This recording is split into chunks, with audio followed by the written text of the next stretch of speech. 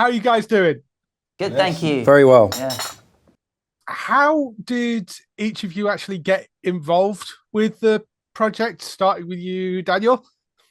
I was kindly offered the part by Stephen and Hannah. You know, I've obviously worked in the past with Stephen Graham quite a few times. I also know Water and Power Productions, who made Code 404. So there was lots of lovely friends, both in front of the camera and behind. And I think I actually came to it very late, and they said, look, here's the part of William Punch Lewis. Would you come in and play the role? I was actually in a production of Guys and Dolls at the same time. So it was a huge ask of me to come in and do it, but I'm mightily glad I did, because it's just a wonderful show to be part of. Move along the line, James. I auditioned. That's how I went about the role. Stephen, I didn't get a phone call. Do you know what I mean? So I went through a bit of a process, and then I got the chemistry read, and then I was fortunate enough to find out. But like when I read the breakdown and the script, I was like, this is a gift. This is about boxing. This is working with Stephen Graham, Stephen Knight. You know, it was cool, and I was just like, I've got to get this. So yeah, that's why I got the role. Yeah, sure. I mean, I auditioned as well. You know, I think I took about a year just manifesting exactly this job. And when it came about, I was like, yeah, this is it. And then, you know, after months of auditioning, then, yeah, I got the offer. Cool. Amazing. So I was actually filming a series called Warrior. And on the very last day of filming, I got an email from my agent saying, you know, I've got to do this audition. I was like, what? Why? I just want to like rap today and just, you know, celebrate. But of course, you know, I read the email and read the sides and just the pedigree involved. And then when I actually read the scenes that I had to do, I instantly understood this man. But I knew that I wasn't going to get the role, so I just thought, you know what, I'm just gonna have fun. I'm gonna play it exactly like I want to play it, and then I can get on with partying. And and then I was actually really shocked when my reps called me and said, oh, they've offered you the role. So I was like, brilliant. I guess I get to go play with these amazing, you know, performers and writers and directors and, you know, everyone. I'm so like shocked that he thinks that. Like, I don't know why. Like, We're all shocked. You're amazing in everything you do. Thank you, man. Thank you so much. For real. I'm all shocked you've all got auditions, to be honest. We need to talk afterwards. Oh, yes, I remember that. There's Daniel just sat there, gets a phone call. Oh, yeah, I'll go. Yeah, go on. Danny Mays.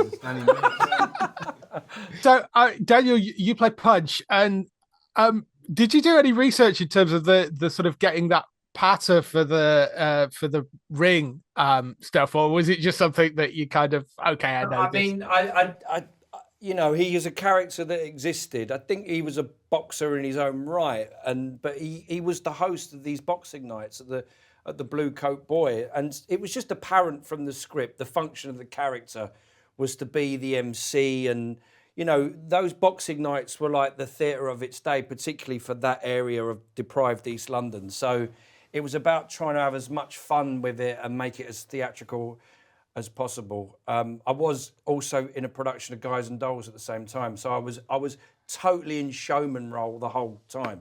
So it's quite funny watching it back that there's how those two characters sort of bleed into one another. But no, just I had immense fun playing it. It was an absolute gift, really. Yeah, it's a really wonderful role.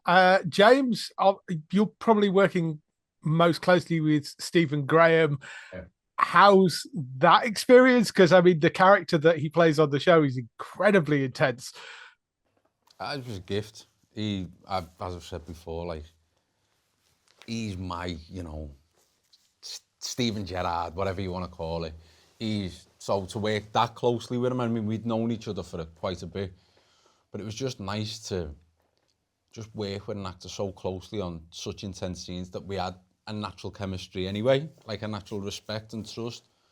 So then when it came to like the big scenes, you know, that you'll see throughout the series, it was just easy because we can just speak to each other on a level. Like Stephen would say, don't do that, or do that, or why don't we try this? Or, you know, we try things in the scene without telling me that maybe you don't have, you know, the freedom of doing that with someone else. So it was just a gift.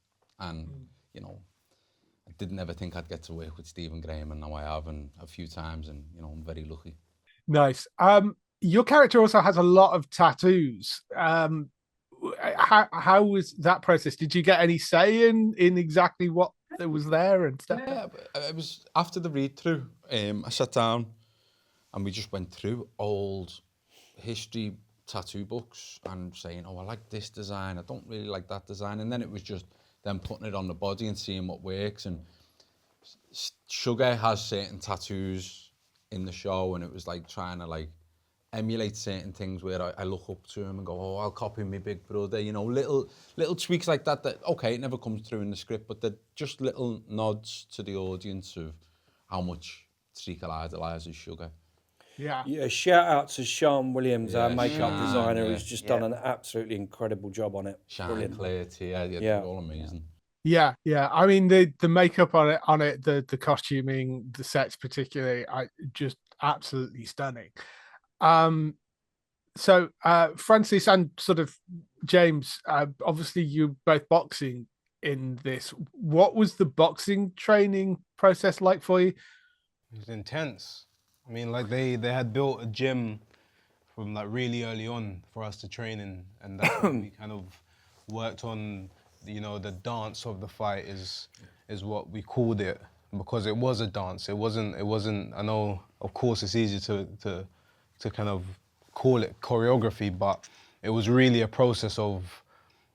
It was a personal process. Like we were asked, like, what would you actually do if you got punched here, or you know, how would you react to this? And again, like it's kind of like the music of the fight. Do you get what I'm saying? So a lot of it was inspired, and we felt very involved in the process of making that fight. Of course, heavily supported by so many amazing people, you know. But yeah, it was. And it was fun.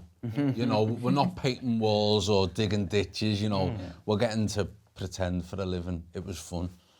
Yeah. With the tats as well, you got to be careful because that changes your call time. Yeah. You start getting called early. You know what I mean, the more tattoos you got, the more makeup you got. Like, that's why I never understand why actors get tattoos in real life. I just don't get it. Yeah. Because like you got like an hour and a half in the makeup chair covering them up. Yeah. Little notes to all the young actors out there. Careful, but like you know, like big up Rita as well. Yeah. Like.